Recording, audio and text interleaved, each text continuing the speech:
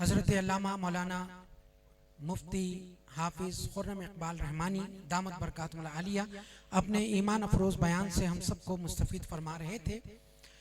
ये बुज़ुर्गों की एक रिवायत है, सुन्नत है कि जो भी नेमत उन्हें उनके पीरो मुर्शिद की तरफ से अता होती है वो उसे अपने तक नहीं रोकते और अपने आगे लोगों तक फैज़ान जारी रखते हैं। आप सबको याद होगा पिछले साल जब उर्स की महफिल हुई थी तो हमारे मोहतरम सूफ़ी एजाज अहमद साहब रहमानी दामत बरकातुहुल आलिया ने अपने 2 बच्चों को शर्फ़ खिलाफत से नवाजा था, हाफिज़ मुमताज़ अहमद रहमानी और मुफ्ती सैयद वारिस अली रहमानी।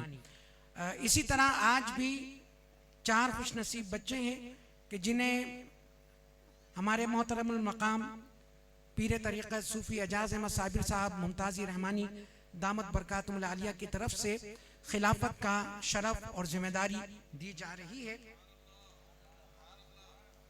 सबसे पहले जो मेरे पास नाम मौजूद है, हाफिज़ कुरान है, माशाअल्लाह ज़िक्र व अस्कार की महफिलें सजाते हैं और वक्त की पाबंदी के साथ कोई आए ना आए वो तमाम महफिल में मौजूद होते हैं। उनके वालिद मोहतरम सब लोग जो ख़ास तौर पर मदीना मस्जिद के मदीना जामा मस्जिद में पुराने नमाजी हैं और रेगुलर नमाजी हैं, वो अच्छी तरह उनके नाम से वाकिफ़ हैं, उनको अच्छी तरह जानते हैं। सूफ़ी अब्दुल हमीद खान रहमानी रहमतुल्लाह ताला अलैह तहज्जुद की नमाज से लेकर मदीना मस्जिद में तशरीफ़ लाते थे और फिर पूरा दिन वो ज़िक्र व अस्कार की महफिल और ईशा की नमाज तक मदीना मस्जिद में ही वो रहते थे और अरसे दराज तक उनका यही मामूल रहा था। आप सबकी दुआओं के साए में हाफिज अब्दुल अजीज खान रहमानी।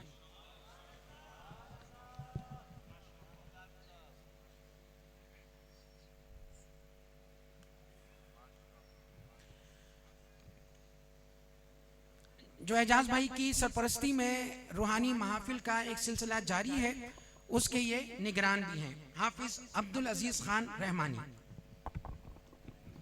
मौलाया सल्ली व सल्लिम दाइमन अबदन अला हबीबिका खैरिल खल्क़ि कुल्लिहिम। मौलाया सल्ली व सल्लिम दाइमन अबदन अला हबीबिका खैरिल खल्क़ि कुल्लिहिम।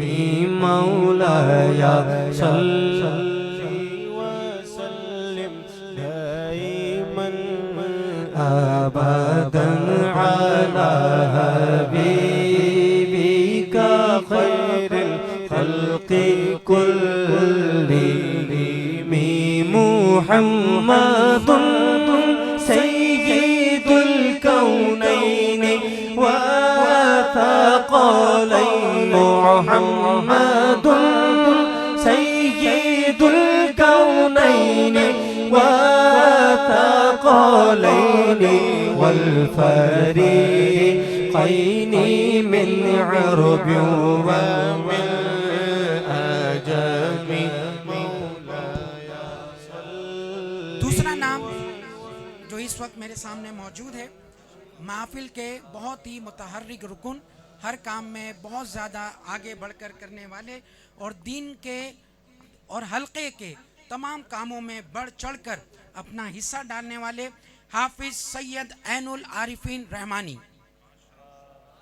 हाफिज सैयद ऐनुल आरिफीन अली रहमानी वो अभी भी अपनी ही जिम्मेदारी अदा कर रहे हैं। वसल्लिम दाइमन अबदन अला हबीबिका खैरिल खल्क़ि कुल्लिहिम। मौलाया सल्ली व सल्लिम दाइमन अबदन अला हबीबिका खैरिल खल्क़ि कुल्लिहिम।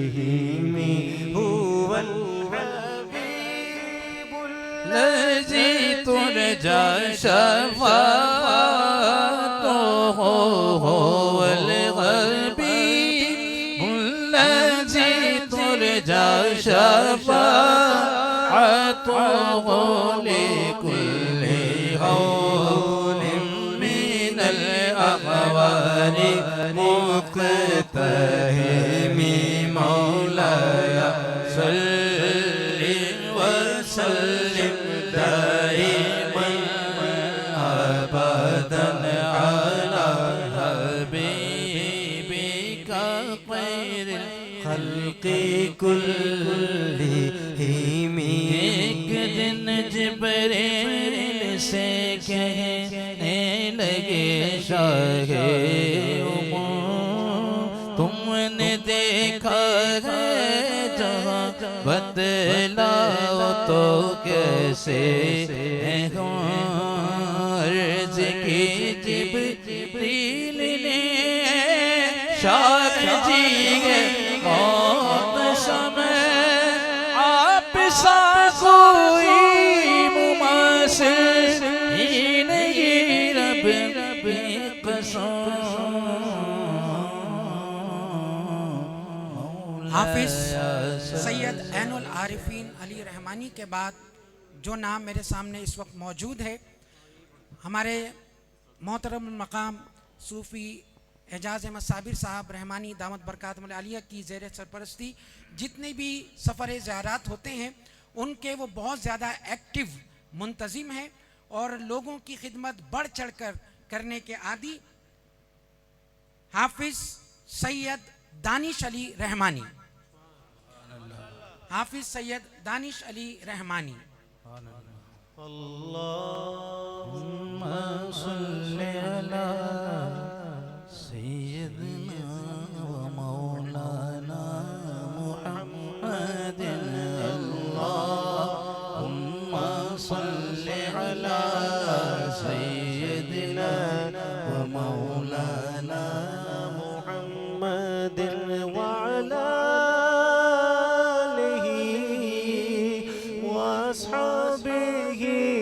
वबारिक वसल्लिम। अल्लाहुम्मा सल्लि अला सय्यदिना व मौलाना मुहम्मदिन। जब मौज पे आई वो लहरें कतरे को समंदर कर डाला। जब मौज पे आई वो लहरें कतरे को समंदर कर डाला। ये उनकी शान करीमी है, ये उनकी शान करीमी है जिसे खाली देखा भर डाला। अल्लाहुम्मा सल्लि अला सय्यदिना व मौलाना मुहम्मदिन। जब मौज पे आई वो लहरें कतरे को समंदर कर डाला। कतरे को समंदर कर डाला। ये उनकी शान करीमी है, उनकी शान करीमी है जिसे खाली देखा भर डाला।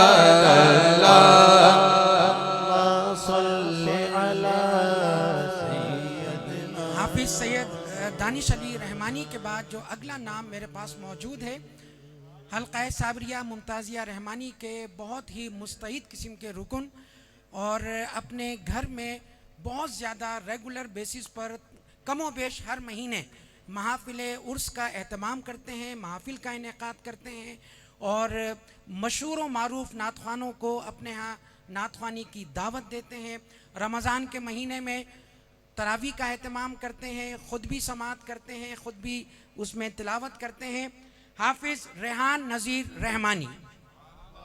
अल्लाहुम्मा सल्लि अला सय्यिदिना व मौलाना मुहम्मद की न कीता यार ने एक के यार वास्ते रब महफिला सजाया ने, रब महफिला सजाया ने दीदार वास्ते।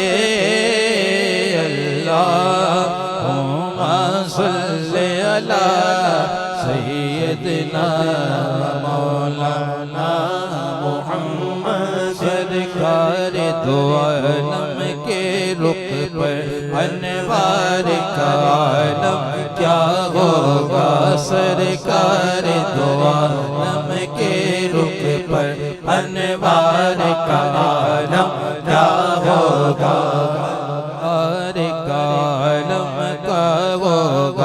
जब जुल्फ का जिक्र है कुरान में, जब जुल्फ का जिक्र है कुरान में रुखसार का आलम क्या होगा। अल्लाहुम्मा सल्ली अला सय्यदिना मौलाना मुहम्मद। मुझ पे कितना नया जिक्र हो गया, मुझ पे कितना नया जिक्र हो गया।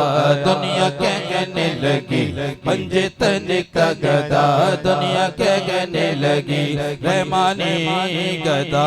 इस घराने का जब से मैं नौकर हुआ, इस घराने का जब से मैं नौकर हुआ, सबसे अच्छी मेरी नौकरी हो गई।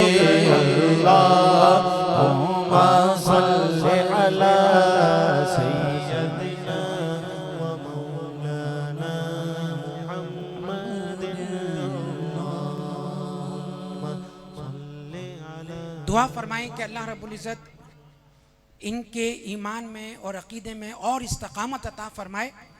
अभी मुफ्ती खुर्रम साहब ने मुझे ये ख़ास तौर पर बताई कि अभी हमारे सूफ़ी एजाज अहमद रहमानी दामत बरकातुहुल आलिया आज के 4 खुलफा को मिलाकर इनके खुलफा की तादाद हो गई 7। उनमें से 4 हाफिज़ कुरान हैं और 3 मुफ्ती हैं। 6 हाफिज़ कुरान है माशाअल्लाह। 7 खुलफा में से 6 हाफिज़ कुरान और 3 बाकायदा हाफिज़ होने के साथ साथ मुफ्ती कराम भी हैं। दुआ फरमाएं कि अल्लाह ताला इनके ईमान की भी मजबूती रखे और ख़ातिमा बिल खैर करे।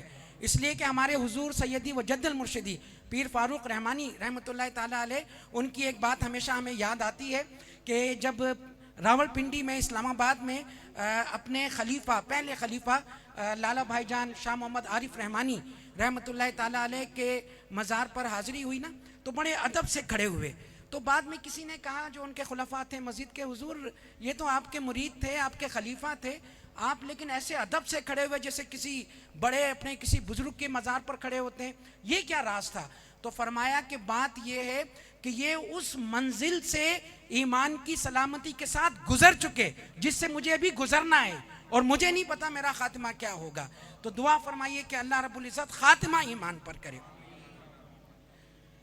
अब इससे पहले कि ख़त्म शरीफ वगैरह का सिलसिला शुरू हो, हमारे हुजूर सैयदी मुर्शिदी रहमतुल्लाह ताला अलैह के उर्स की महफिलें हैं। आपने हमारे खुर्रम भाई का आलिमाना खिताब भी सुना। तो अब इस वक्त मैं चाहूँगा कि इस मौके से हम फ़ायदा उठाएं।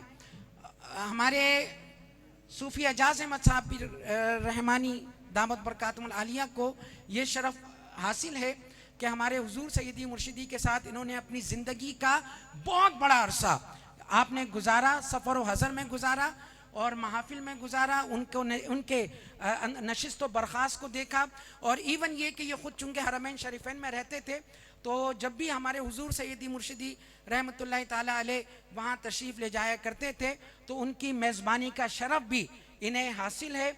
और उसके साथ साथ ये बहुत सारी वो करामात कि जो हम सिर्फ सुनते हैं और किताबों में पढ़ते हैं, ये उनके ऐनी शाहिद भी हैं। तो लिहाजा मैं एक ही बात कहूँगा कि ना इल्मा विच फसा सानू कोई यार दी गल सुना सानू, इसलिए कि यार की बातें ये किसी नज्म की मोहताज नहीं होती। वहाँ तो यही बात होती है कि यार की बातें होती रहें और दिल की बात बनती रहे, इसलिए कि जिक्र महबूब से सेरी नहीं होती। मैं नहायत अदब के साथ गुजारिश करूँगा सूफ़ी मोहतरमुल मकाम सूफ़ी एजाज मसाबिर साहब मुमताज़ी रहमानी दामत बरकातुल आलिया से कि कुछ यादें अब्बा जी की बयान करें ताकि हमारे ईमान को मज़ीद ताज़गी मिले।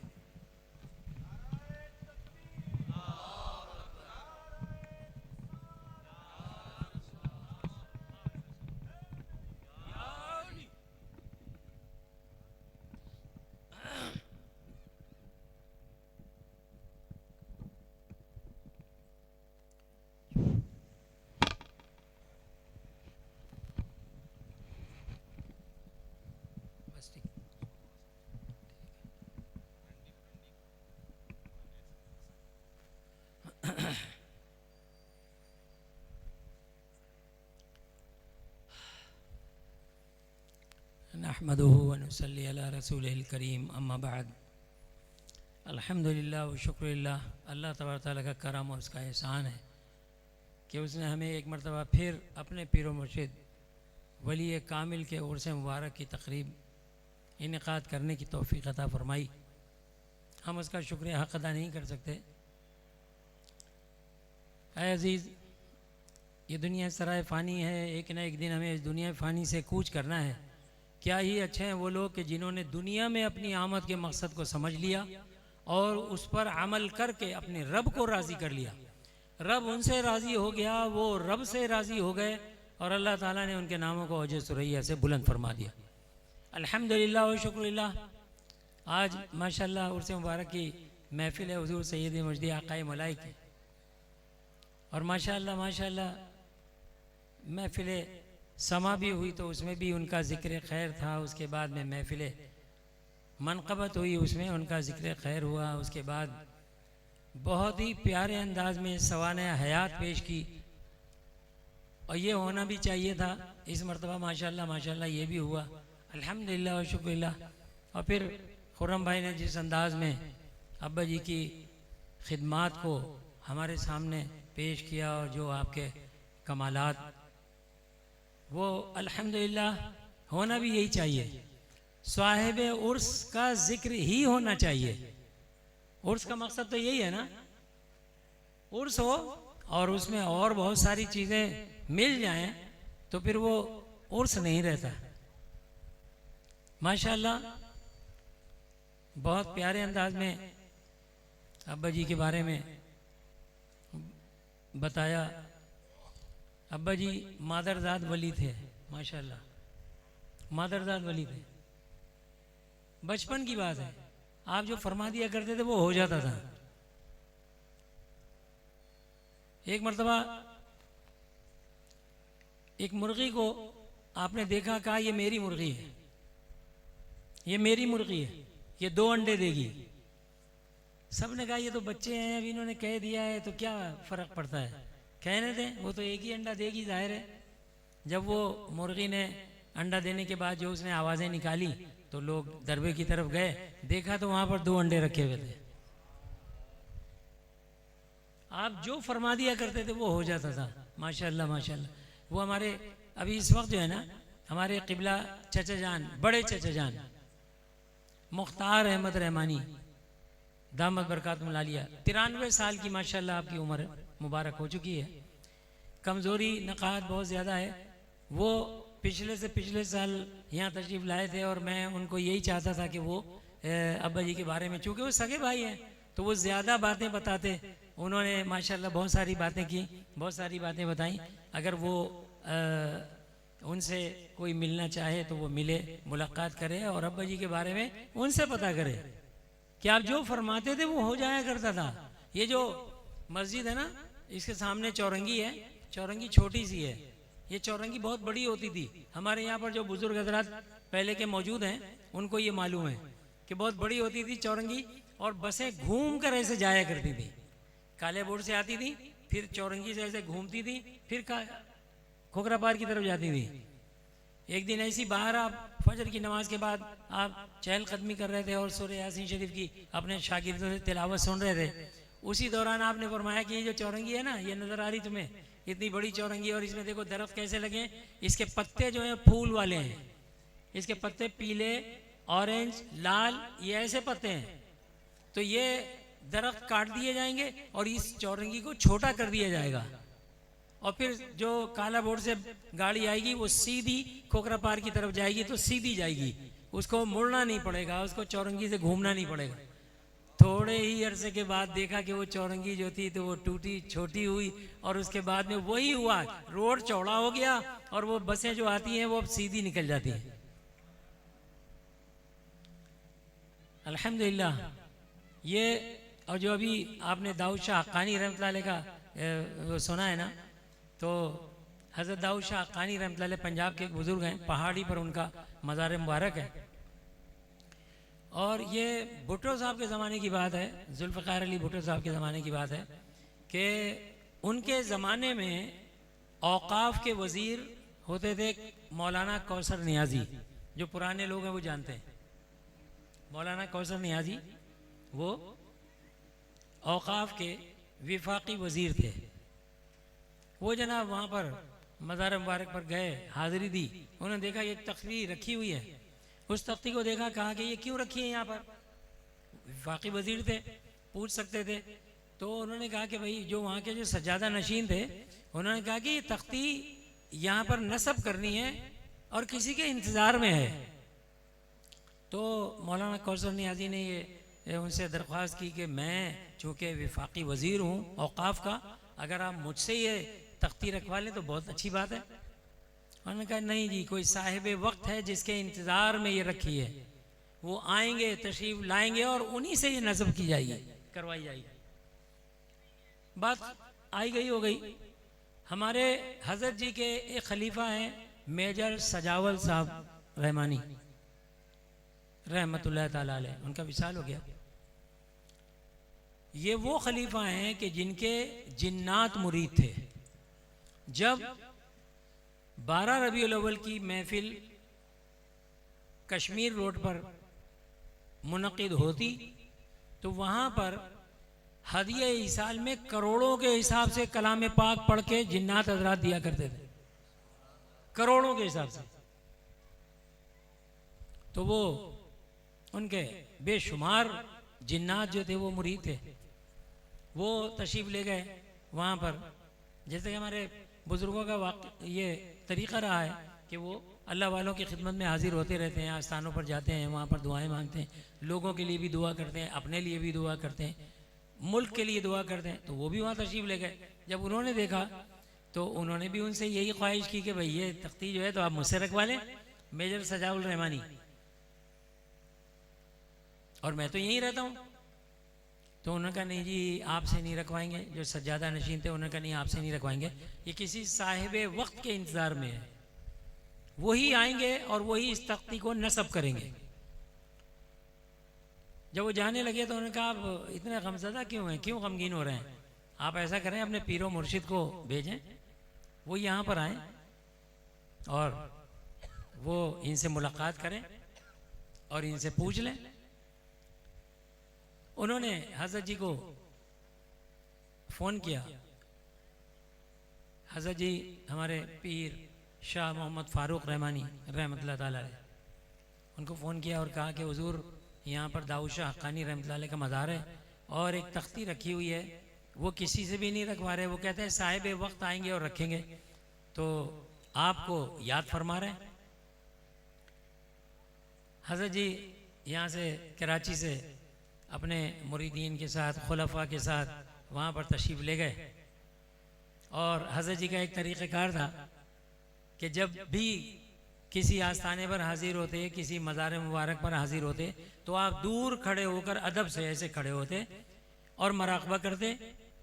मराक़बे में साहिब मज़ार से जो गुफ्तगू होती वो आप मराक़बे के बाद महफिल सजाते और उसमें उस गुफ्तगू को बता दिया करते थे कि साहिब मज़ार से ये बात हुई। तो वो मराक़बा किया उन्होंने, उसके बाद महफिल सजाई, सब बैठ गए जितने भी मुरीदीन खुलफा थे, और उनके दरमियान बैठकर आपने इरशाद फरमाया कि भाई दाऊद शाह हक्कानी रहमतुल्लाह अलैह की बारगाह में मैं हाजिर हुआ और उन्होंने बहुत मुसर्रत का इजहार किया, बहुत खुश हुए। और जब मैंने उनसे कहा कि ये जी तख्ती रखवाने के लिए आपने रखी हुई है, तो ये अगर मैं रख दूं तो मुझसे रखवा लें।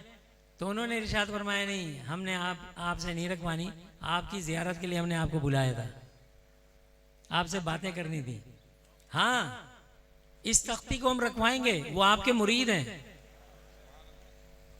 वो आपके खलीफा हैं, मलीर में रहते हैं, कारी मुमताज़ अहमद रहमानी उनका नाम है। ये तख्ती हमने उनके इंतज़ार में रखी है, वो जब भी यहाँ पर तशरीफ लाएंगे तो उनसे ये तख्ती नस्ब करवाएंगे। हज़रत जी बहुत खुश हुए, बहुत फर्ते मुसर्रत से आप यहाँ पर जब तशरीफ़ लाए तो अब्बा जी को याद फरमाया। अब्बा जी जब उनकी खिदमत में हाजिर हुए, हज़रत जी ने फरमाया भाई ये बड़े नसीब हैं, बड़े भाग हैं, अल्लाह ताला और तरक्की अता फरमाए और दुआओं से नवाजा। और फरमाया कि भाई तुम चले जाओ वहाँ पर और जाकर उस तख्ती को नस्ब करो, वो तुम्हारे इंतज़ार में रखी हुई है, वहाँ के लोग तुम्हारा इंतज़ार कर रहे हैं। अब्बा जी फिर यहाँ से तशरीफ़ ले गए और ये दाऊद शाह हक्कानी रहमतुल्लाह अलैह ने हज़रत जी से ये इरशाद फरमाया कि मैं आपसे ये तख्ती इसलिए नहीं रखवा रहा हूँ कि आप सालिक हैं, इसलिए नहीं रखवा रहा कि आप सालिक हैं, और कारी मुमताज़ अहमद रहमानी से तख्ती इसलिए रखवाना है कि वो साहिब वक्त हैं, वो सालिक भी हैं और कलंदर भी हैं।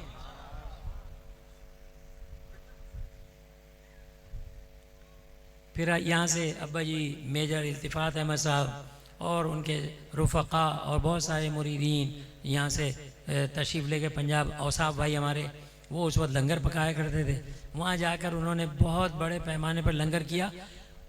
बहुत दूर दूर से गांव से बहुत सारे लोग सिर्फ ये देखने के लिए आए थे, अब्बा जी की ज़ियारत के लिए तशरीफ़ लाए थे कि वो कौन साहिब वक्त हैं जिनके लिए तख्ती रखी हुई थी। आज उनका दीदार हमें नसीब होगा।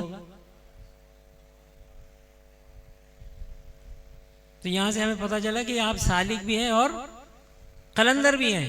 एक मरतबा हज़रत जी इरशाद फरमाते हैं, अपने खुलफा बैठे हुए थे, तमाम मुरीदीन भी मौजूद थे, आपने फरमाया कि ये बताओ कि एक प्याले में पानी है और उसमें अगर आग का अंगारा डाल दिया जाए तो क्या होगा, साथ रह सकते हैं दोनों?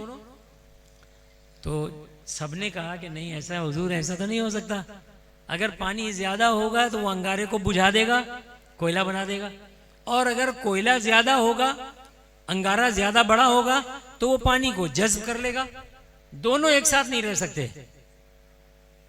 आपने फरमाया वाह रे नसीब कारी साहब, ये आग और पानी को साथ लेकर चल रहे हैं, ये सालिक भी हैं और कलंदर भी हैं। दो बातें हो गई, दो वाक़े हो गए। एक दाऊद शाह हक्कानी रहमतुल्लाह अलैह, उन बुजुर्ग ने ये इरशाद फरमाया, इधर हज़रत जी ने भी ये इरशाद फरमाया कि कारी साहब आग और पानी को साथ लेकर चल रहे हैं। इसीलिए किसी शायर ने यह भी कह दिया कि देखिए इनका ये एजाज, नाम क्या खुद भी हैं मुमताज, हैं ये शाहबाज के शाहबाज, सबको साबिर है यही नाज, मिल गया पीर कलंदर। या तो पीर होगा या कलंदर होगा, दोनों एक जगह जमा नहीं हो सकते। ये आपकी ज़ात मुबारका है कि जिसमें पीर भी और कलंदर भी एक साथ मौजूद है। आसान सी बात, मैं अपने जो बच्चे हैं हमारे, मैं उनको समझाने के लिए, क्योंकि अब्बा जी ने भी हमें इसी तरह समझाया। आप बैक वक्त जैसा भी आपने सुना कि वो इमामत के फ़राइज़ भी अंजाम दे रहे हैं और खिताबत के फ़राइज़ भी अंजाम दे रहे हैं, बच्चों को नाजरा भी पढ़ा रहे हैं, हुफ़ाज़ बच्चे बना रहे हैं, हाफिज़ बच्चे बन रहे हैं, उनको भी तालीम दे रहे हैं, उनको अलग से उनकी तरबियत भी कर रहे हैं। जो छोटे बच्चे हैं, सुबह के वक्त उन बच्चों को जमा करके बड़े मीठे और प्यारे अंदाज में उनको बता रहे हैं कि देखो माँ बाप का अदब करना चाहिए, उनके सामने ज़्यादा ज़ोर से नहीं बोलना चाहिए। जो ऐसा करते हैं अल्लाह ताला उनके नसीब बुलंद कर देता है। ये छोटे छोटे बच्चों को आप तालीम दिया करते थे, और जो बड़े होते थे फिर उनको उस हिसाब से आप तालीम दिया करते थे, और जो तालिबाने हक होते थे उनको उस अंदाज से बताया करते थे, और उनको उस अंदाज से पढ़ने के लिए वज़ाइफ भी बताते थे और बुराइयों से, रूहानी अमराज से बचाने के लिए उनको वज़ाइफ बताया करते थे। और इसी तरह जब नमाज मगरिब की आप पढ़ा दिया करते, ये सारी ज़िंदगी, सारे दिन का ये इनका काम था। मगरिब के बाद हल्का ज़िक्र हमारी मदीना मस्जिद में हुआ करता था, और उसमें तमाम जितने भी नए लोग हैं वो भी शामिल होते थे, जो मुरीदीन हैं वो भी शामिल होते थे। आप हल्का ज़िक्र करवाया करते थे। फिर उसके बाद में नात ख़्वानी होती थी, हदिया इसाल होता था, दुआए खैर होती थी, जो महाज़र तनावुल होता था वो लंगर वो सब में तकसीम हो जाता था। उसके बाद ईशा की नमाज होती थी। ईशा की नमाज के बाद फिर खिदमत खल्क, जो सारा दिन नहीं आ सकते, रात में आ सकते हैं, उनकी दाद रसी फरमाया करते थे। ये रात 11-12 बजे तक ये मामला चलते रहते थे। उसके बाद में सबको इजाज़त देते थे, सब चले जाया करते थे। आप नीम शब बेदारी आप उसको इख्तियार करते थे, और रातों को रो रो कर दुआएं किया करते थे, रो रो कर दुआएं किया करते थे। ये आपका मामूल रहा सारी ज़िंदगी। सारा दिन दर्स व तदरीस, सारा दिन इखलाकियात पर जोर, सारा दिन मोहब्बत की बातें, सारा दिन बच्चों की तरबियत, सारा दिन जिक्र व अस्कार। फिर अल्लाह ताला क्यों ना करम फरमाए।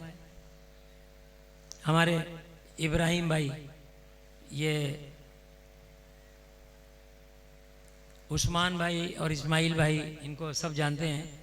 उस्मान भाई लंगर खाने में काम किया करते थे। उनके बड़े भाई हैं इस्माइल रहमानी उनका नाम था।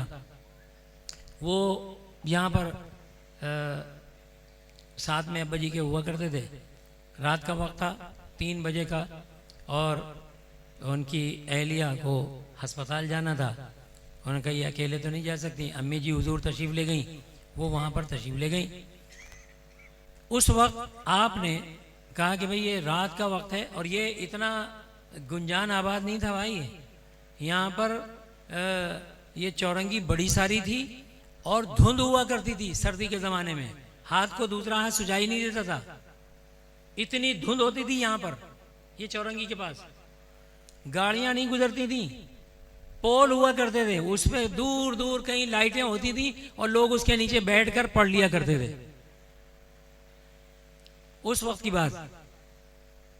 आप मदरसा, जो इस वक्त आपकी आरामगाह है, ये मदरसा हुआ करता था। आप वहाँ पर तशरीफ़ फरमा दे कि इस्माइल भाई आए, उन्होंने कहा कि हुजूर अस्पताल जाना है डॉक्टर अतिया के पास, और किसी खातून को भी साथ जाना पड़ेगा।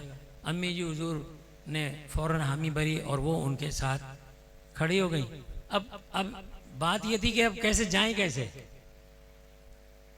कैसे रात का वक्त है, गाड़ियां चल नहीं रही हैं, दूर दूर तक गाड़ियों का पता नहीं है, धुंध छाई हुई है, हाथ को हाथ नजर नहीं आ रहा। आपने फरमाया अच्छा इस्माइल रुक जाओ। इतने में देखा कि गाड़ी आके रुकी। वो ड्राइवर जो था वो पठान था, और वही जो काली टैक्सी थी ना, पीली और काली टैक्सी, वो आके रुकी। उन्होंने कहा जी गाड़ी आ गई। कहने हाँ गाड़ी आ गई, बैठो। बिठाया उनको। वो यहाँ पर काला बोर्ड पे डॉक्टर अतिया हॉस्पिटल, वहाँ पर वो चले गए।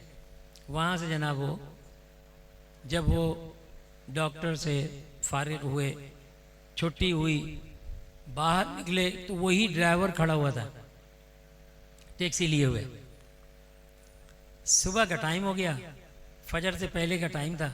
वो जनाब आए और अम्मी जी हुजूर और उनकी अहलिया उससे गाड़ी से उतरी, घर में चली गई। अब्बा जी खिड़की में मौजूद थे अपने उजरे की। इस्माइल भाई को बुलाया, क्या इधर आओ। कहा भाई ड्राइवर से पूछो कि इसको कितने पैसे चाहिए, दिए जाए। इस्माइल भाई गए उसके पास, कहा कि खान साहब बताओ कितने पैसे हुए आपके। वो तो खान साहब थे। उन्होंने कहा कि अरे उसको पूछो जो जिसने बुलाया है, जिसने बुलाया उसको पूछो, वो जो देगा ले लेंगे, ना खुद सोता है ना हमको सोने देता है। वो जना वापस आए इस्माइल भाई, उन्होंने कहा हुजूर उस ज़माने में अब्बा जी कोई नहीं कहता था, सब कारी साहब कहते थे। क्या कारी साहब, वो तो अजीब आदमी है, वो ऐसे ऐसे कह रहा है। कहा अच्छा अच्छा चलो परेशान नहीं हो। अब्बा जी ने 30 रुपये निकाले और उनको दिए, कहा कि जाओ दे दो जाके उसको। वो रात में खड़ा भी रहा, आया भी, गया भी, पहुंचाया भी, खड़ा भी रहा और तो 30 रुपये दे दिए। और वो जब पैसे देने के लिए पहुंचे तो उसने पैसे हाथ से पकड़े और छीन लिए और जेब में रखे और कहने बस कुछ नहीं करता, न सोता है न सोने देता है। और बड़ा था वो, उसने गाड़ी स्टार्ट की और चला गया काले बोर्ड की तरफ। इस्माइल भाई अंदर आए, अब्बा जी ने पूछा क्या बात है, फिर कुछ बड़बड़ा रहा था। कहा हाँ जी वो यही कह रहा था कि ना खुद सोता है ना हमें सोने देता है। कहने ना ये खुद सोता है ना हमें सोने देता है।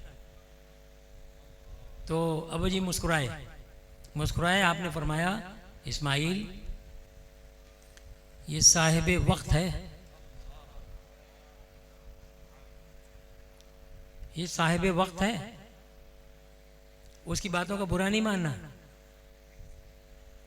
इस्माइल भाई ने बरजस्ता कहा कि हुजूर वो जिसे आपने बुलाया रूहानी अंदाज में, रूहानियत से जिसे आपने बुलाया और वो यहाँ खड़ा रहा, फिर चला गया, वापस भी ला के छोड़ा, 30 रुपए लिए चला गया बड़बड़ाता हुआ, वो साहिबे वक्त है जिसे आपने बुलाया, आपके इशारे पर आया, तो फिर आप कौन हो? अल्लाह अकबर।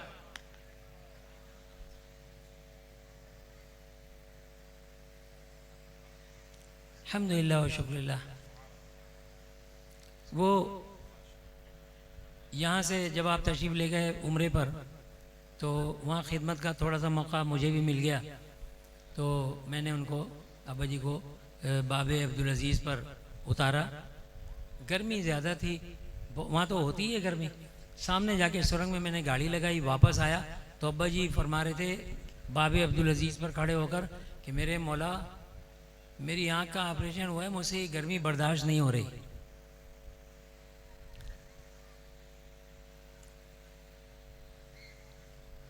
बाबे अब्दुल अजीज़ से हम अंदर चले गए, अब्बा जी को साथ लेकर मैं गया और वहाँ पर जो मुकब्बिर है उसी लाइन में, तीसरी या चौथी लाइन में हम अब्बा जी को लेके बैठ गए। वहाँ पर ज़ोहर की नमाज़ थी, ज़ोहर की नमाज़ थी। हमने सुन्नतें अदा की। अब हम सुन्नतें अदा कर रहे थे कि बादल आ गए। बादल आ गए और जब ज़ोहर की नमाज के लिए इमाम साहब ने पढ़ना शुरू किया, उन्होंने तकबीर पढ़ी तो बूंदाबांदी शुरू हो गई, बारिश बरसने लगी। अब्बा जी ने मुझे देखा, मैंने कहा हुजूर ये मौसम नहीं है बारिश का, यहाँ तो शदीद तरीन गर्मी पड़ती है, ये बारिश का मौसम नहीं है। आप मुस्कुराए। फिर मुझसे पूछने लगे कि ये जो अब्दुल रहमान सुदेश साहब जो हैं, ये ज़ोहर की नमाज़ पढ़ा रहे हैं, अभी जाएंगे कहाँ से, इनसे मिलना है। मैं चूँकि वहाँ रहता था, उनकी आमद और रफ्त का मुझे पता था कि वो कहाँ से गुजरेंगे, और उनके साथ पुलिस वाले साथ में होते हैं, शुरते, वो उनको लेके चले जाते हैं, किसी को हाथ नहीं मिलाने देते, किसी को सलाम नहीं करने देते। तो वो ये उनका तरीक़ेकार था।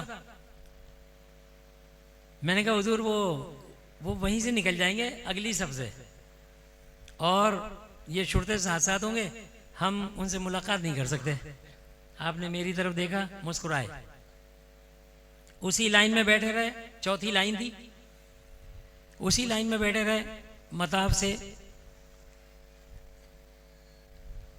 अब्दुल रहमान सुदेश साहब खिलाफे तवक्को नमाज पढ़ाने के बाद अंदर मजमे में तशरीफ ले आए, और जिस सफ में अब्बा जी और मैं, अब्बा जी तशरीफ फरमा थे, उस सफ में आए।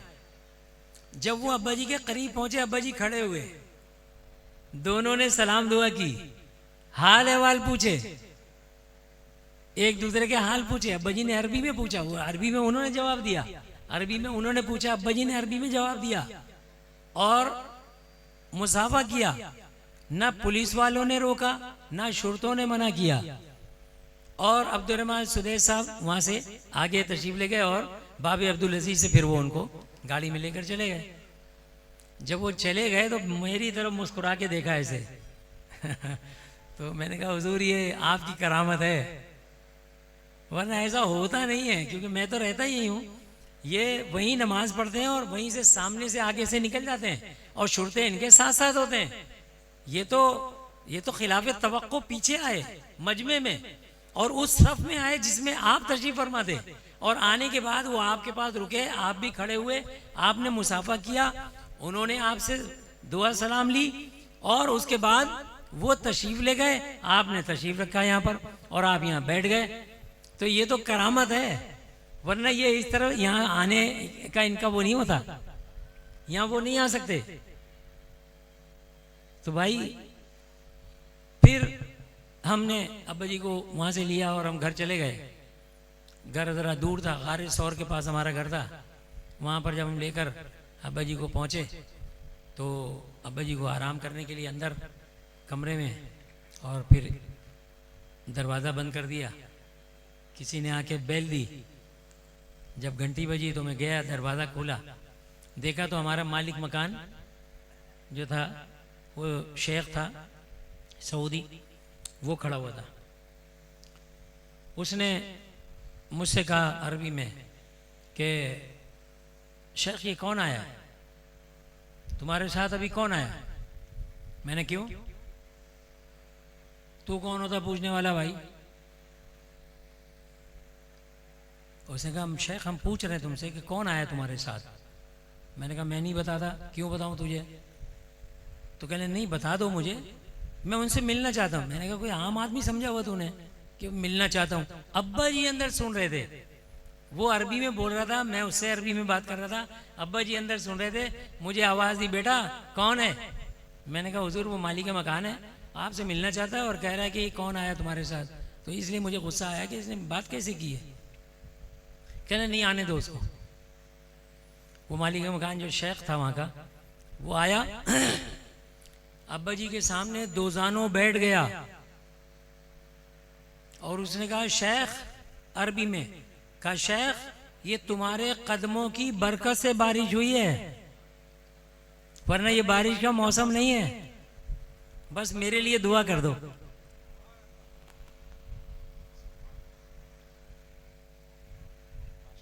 इसी तरह एक मरतबा उम्रे पर तशरीफ ले गए, मैं साथ साथ था, मदीना मुनव्वरा पहुंचे। नसीम भाई शमीम भाई वहाँ पर हीरो का जवाहरात का काम करते हैं। अब्बा जी को कारखाने ले गए, वहाँ पे हीरे भरे हुए थे दराजों में, हर साइज के हीरे थे, वो दराजों में भरे हुए थे। अब्बा जी को जाके विजिट कराया उन्होंने, कहा देखें ये देखें हीरे, ये देखें ये फला ये फला ये फला। वो उन्होंने कारखाने में जब दीदार करा दिया और दुआएं ले ली, तो उसके बाद में वो अपने घर लेकर आए और कहा कि आज आपको कहवा पिलाने का जी चाह रहा है। मैं भी साथ में था और सरफराज भाई भी हमारे साथ में थे, तो हम दोनों वहाँ पर बैठ गए। ऐसी बातें हो रही थी। उन्होंने कहा जी यहाँ पर मदीना मुनव्वरा में गर्मी बहुत ज़्यादा है, गर्मी बहुत ज़्यादा। कहा क्यों, वजह क्या है? कहा 7 साल हो गए बारिश नहीं हुई, 7 साल हो गए यहाँ पर बारिश नहीं हुई, इसलिए गर्मी है। आपने फरमाया अच्छा 7 साल हो गए बारिश नहीं हुई? ऐसे हाथ उठाया, कहा कि खिड़की खोलो। वो दरवाज़ा बंद था, उसके ऊपर पर्दा पड़ा हुआ था, वहाँ पर एयर कूलर लगा हुआ था, उससे हवा आ रही थी ठंडी ठंडी। वो फरमाने लगे, शमीम भाई नसीम भाई कहने लगे हुजूर ये अगर खोलेंगे तो गर्म हवाएं आनी शुरू हो जाएंगी, ये जो हम कमरे में इस वक्त ठंडे ठंडे बैठे हैं ना, हम नहीं बैठ पाएंगे। फरमाया, आपने फरमाया भाई खोलो तो, खिड़की तो खोलो। दरवाजा खोला, पर्दे हटाए, खिड़की खोली तो बाहर बारिश हो रही थी।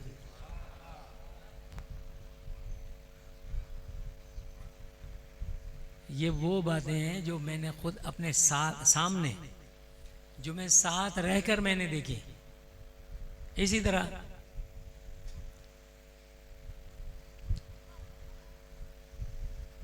वहां पर मक्के मुकर्रमा से मदीना मुनव्वरा जाना और 4 घंटे या 6 घंटे लग जाते हैं और हम लोग चले जाते हैं, पहुंच जाते हैं।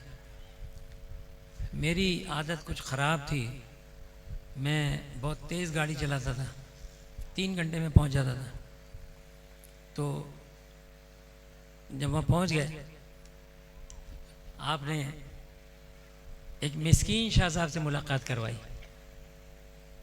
मिस्कीन शाह कश्मीर के थे, अरबी बोलते थे। उनसे मुलाकात कराई, कहा कि ये बच्चे हैं, आप इन पे ज़रा नज़र डाल दें।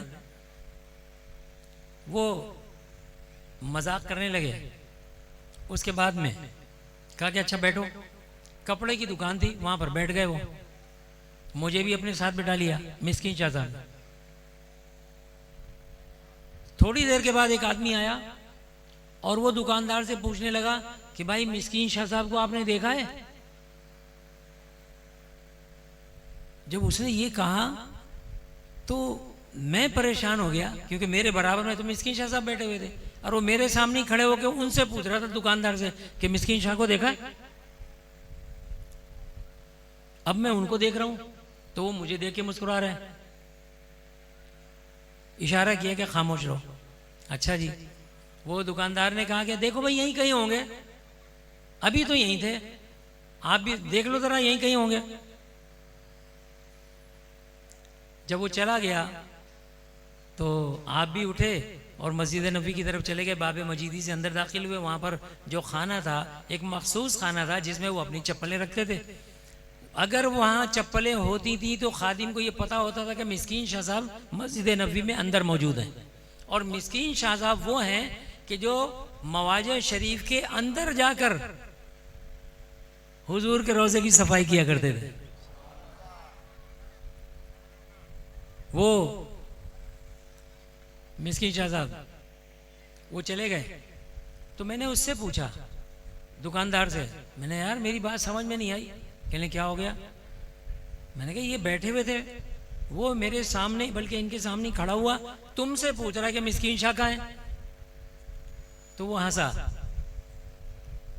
कहने लगा कि ये जिनसे मिलना चाहते हैं ना उनको नजर आते हैं, जिनसे मिलना नहीं चाहते फिर ये उनको नजर भी नहीं आते। मस्जिद नबी में जाते हैं और गायब हो जाते हैं। सिर्फ चप्पलों से हमें अंदाजा लगाते हैं हम कि ये चप्पलें यहाँ रखी हैं तो इसका मतलब है कि मिस्कीन शाह साहब अंदर होंगे। वो जनाब जब वहाँ पर हम ड्यूटी दे रहे थे, मिस्कीन शाह साहब आए, कहने लगे वो उनसे कारी साहब से मिलना है। मैंने भाई बहुत थके हुए हैं और आराम फरमा रहे हैं, लिहाजा ये कि आप थोड़ी देर बाद आ जाएं।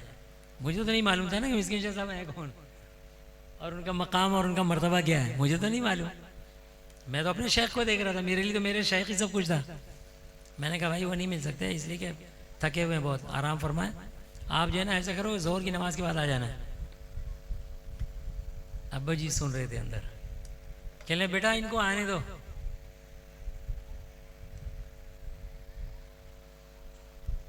मैंने कहा यार आपने इतने जोर से बात की है कि उन्होंने आपकी आवाज़ सुन ली, देखें बुला रहे हैं आपको, चले आ जाए। लेके उनको अंदर गए, खड़ा हुआ, मैं पानी आनी पेश किया, खजूरें थी वहाँ पर वो मैंने पेश की उनको।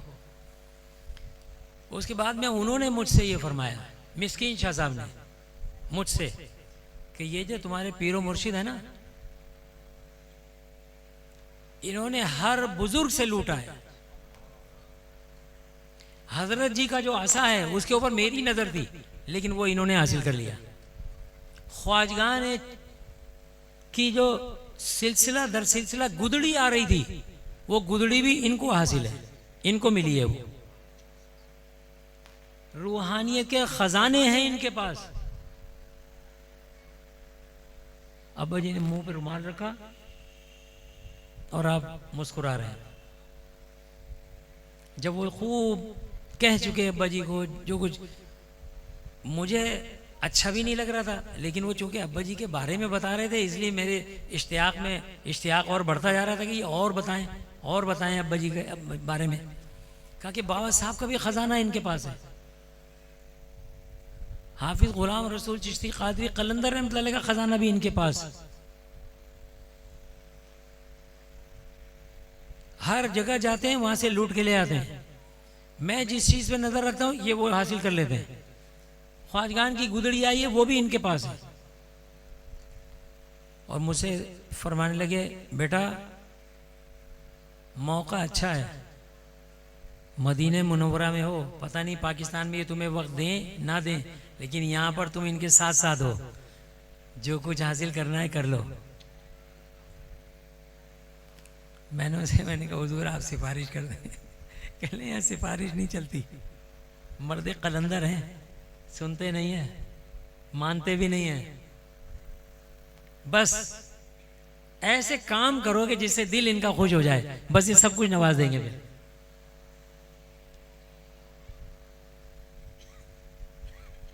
मैं गाड़ी बहुत तेज चलाता था। मैं वहाँ पर जब मदीना मुनव्वरा में हाज़िरी हो गई हमारी, अब्बा जी साथ में थे, सरफराज भाई भी साथ में थे, हाज़िरी हो गई।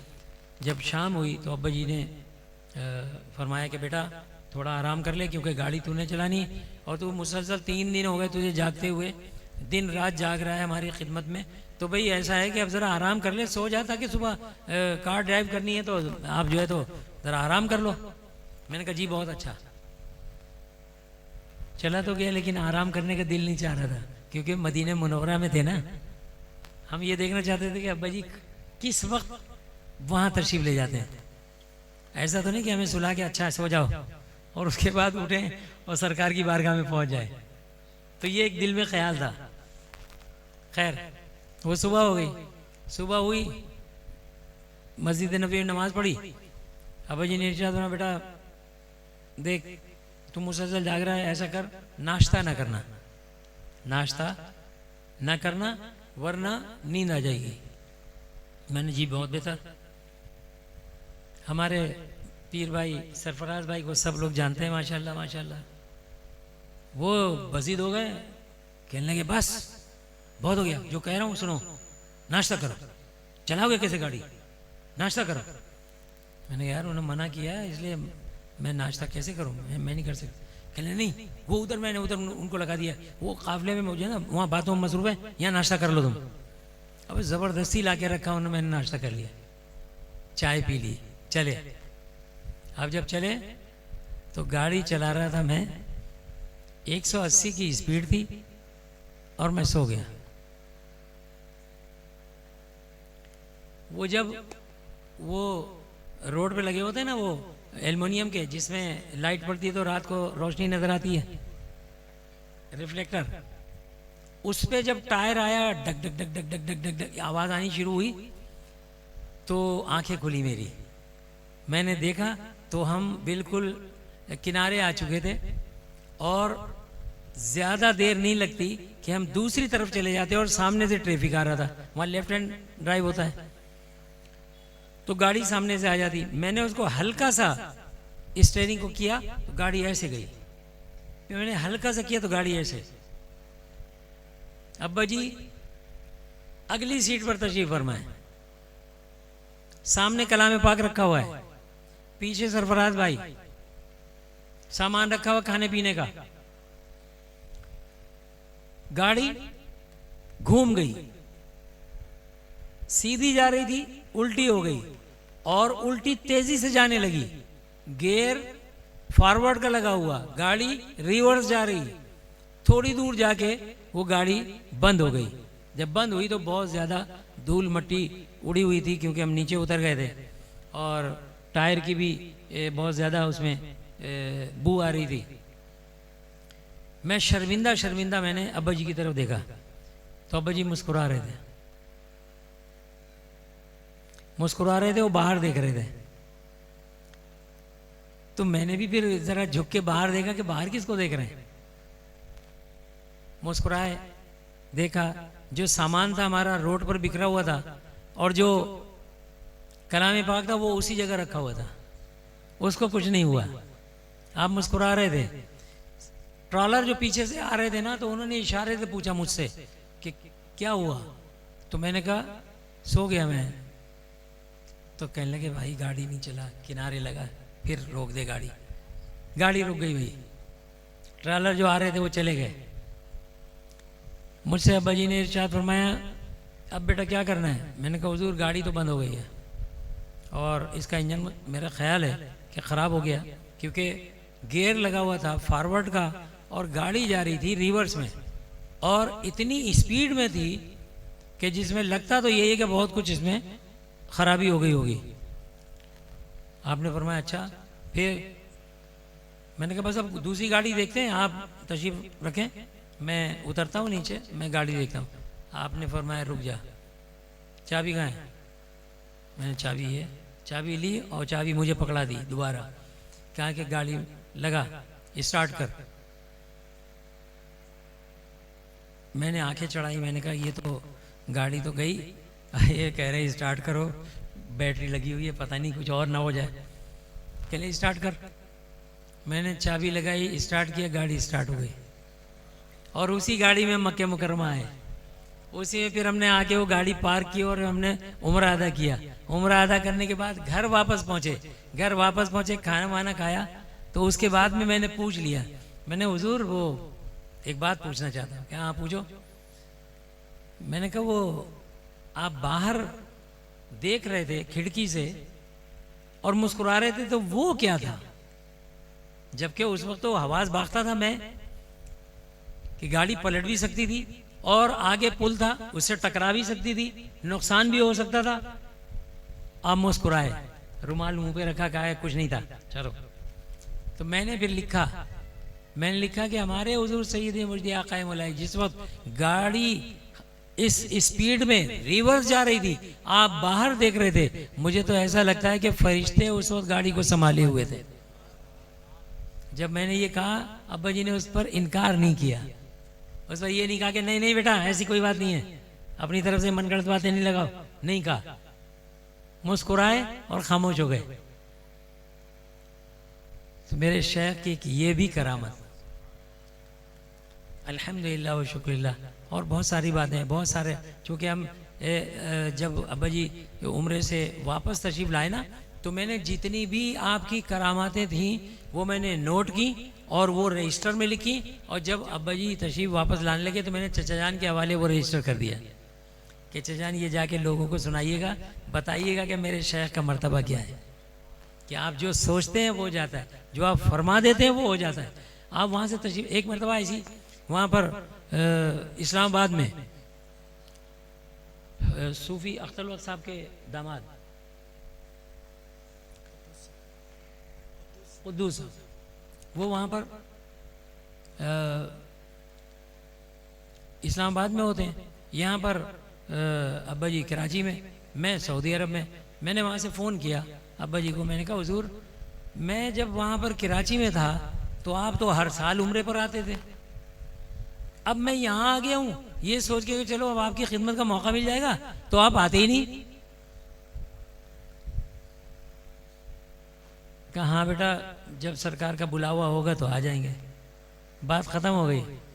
दूसरे दिन अब्बा जी का खुद फ़ोन आया, कहा बेटा तूने कहा था ना कि जब तक आप वहाँ थे आप तशरीफ़ लाते थे और उसमें उम्रे पर बराबर आया करते थे, जब से मैं आया हूँ आपने आना बंद कर दिया है, क्या वजह है? तो बेटा जैसे ही तुमने फ़ोन रखा कुद्दूस साहब का फ़ोन आ गया, उन्होंने कहा हज़रत पासपोर्ट दे दें, आपका वीज़ा तैयार है, वीज़ा लग जाएगा और आप जाने की तैयारी करें। अल्हम्दुलिल्लाह व शुक्रिल्लाह। आपके और बहुत सारे पहलू हैं जो बताना चाहते हैं कि अल्लाह वाले जो ज़िक्र करते हैं ना, तो उनका ज़िक्र कुछ और होता है, हमारा ज़िक्र कुछ और होता है। जोर से कहें ज़रा सुभान अल्लाह। ये कंकड़ पत्थर जो है ना, ये दरख्त हैं और पत्ते हैं, इनको गवाह बना के कहें, जोर से कहें सुभान अल्लाह। हमने एक मरतबा कहा ना, एक मरतबा हमने कहा, एक मरतबा कहा, लेकिन जब अल्लाह वाले कहते हैं ना तो वो एक मरतबा ही कहते हैं, लेकिन वो 1.25 लाख मरतबा कह चुके होते हैं। हज़रत जी के खलीफा उनके छोटे भाई फारूक नाम है उनका, वो बैत हैं हजरत सैयद ज़हीरुल हसन रहमानी, कातिब रहमानी हैं, उनसे बैत हैं। गुरु मंदिर पे होते हैं, अभी हयात हैं।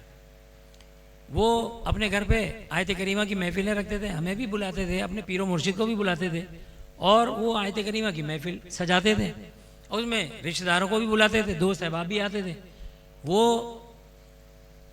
जब आयत करीमा ख़त्म हुआ तो उन्होंने कहा हुजूर अगर थोड़ी सी मेहरबानी फरमाते तो चाय बना ली जाए। उन्होंने कहा हाँ बना लो। उन्होंने अंदर घर में कहा कि भाई चाय बनाएं, और ख़ुद बैठ के पैर दबाने के लिए पैर दबा रहे थे, तो कसमसा रहे थे कि पूछूं कैसे, अगर पूछता हूँ कि बेद भी ना हो जाए। पीर का अदब भी ज़रूरी कि बेद भी ना हो जाए, बेद भी हो जाएगी तो गड़बड़ हो जाएगी। वो जनाब उन्होंने महसूस कर लिया, उनका बेटा क्या बात है, तुम कुछ कसमसा रहे हो, कुछ पूछना चाहते हो, कुछ बात हो गई है, पूछो।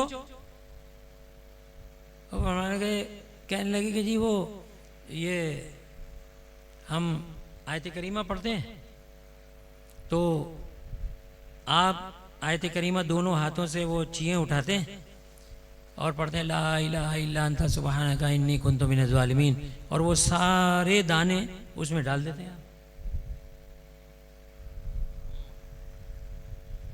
तो कुछ लोगों ने ये महसूस किया, उन्होंने कहा हम तो एक दाना आयत करीमा पढ़ते हैं तो एक दाना डालते हैं, आयत करीमा पढ़ते हैं एक दाना डालते हैं, यही होता है ना भाई, यही होता है ना, एक दाना डालते, एक दाना डाल दिया बस, आयत करीमा पढ़ा एक दाना डाल दिया। तो आप तो पूरा वो मुट्ठी भरते हैं और फिर पूरे के पूरे ऐसे ही छोड़ देते हैं।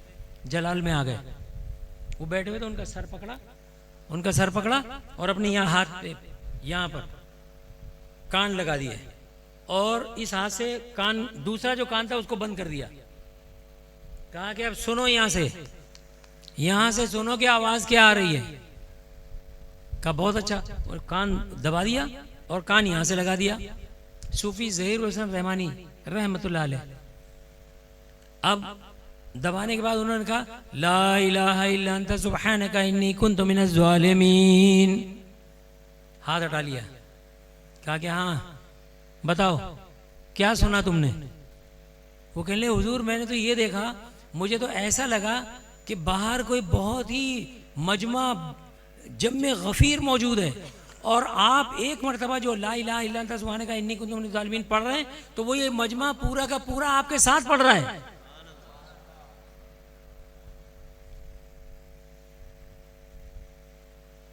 और मैं सुन लिया तुमने, ये जो मेरे जिस्म पे रुएं हैं ना, जितने मसाम है ना, जब मैं पढ़ता हूं तो मेरे हर मसाम से वही आवाज निकलती है जो मेरी जबान से निकल रही होती है।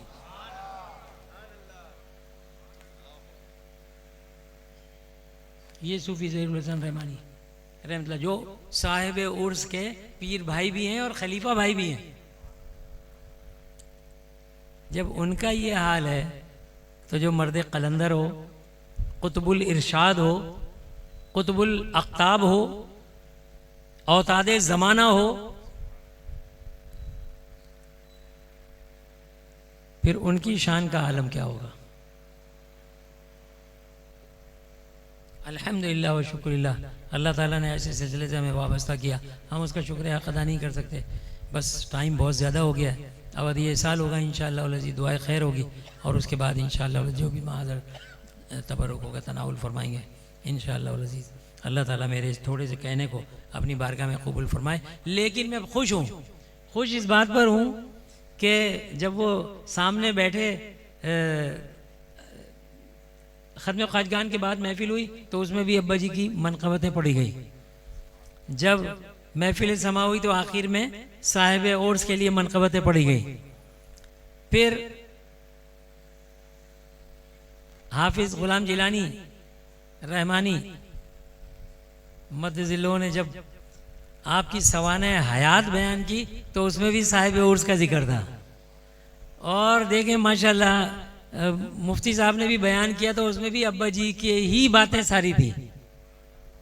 तो ये हुई ना बात, अब पता लगता है कि हाँ साहिब उर्स की महफिल सजी है और वो करम फरमा रहे हैं। और वही इरशाद फरमाते हैं कि बेटा जब किसी का उर्स होता है ना तो साहिबे उर्स खुद मसनद पर जलवा अफरोज होते हैं और जिस पर नजरें डाल देते हैं उसके बेड़े पार हो जाते हैं। अल्लाह ताला हमको भी अदब की तौफीक अता फरमाए, बाअदब बनाए। जिनको आदाब दोस्त हासिल है, जिनको आदाब महफिल हासिल है, जिनको आदाब मुर्शिद हासिल है, वही अपनी मुरादों को पहुँचेंगे, वही अपनी मंजिलों को तय करेंगे। ये हमारे हुजूर जद्दुल मुर्शिद का इरशाद है। अल्लाह ताला मेरे इस थोड़े से कहने को अपनी बारगाह में कबूल फरमाए। व आखिर दावाना अनिल हम्दुलिल्लाहि रब्बिल आलमीन।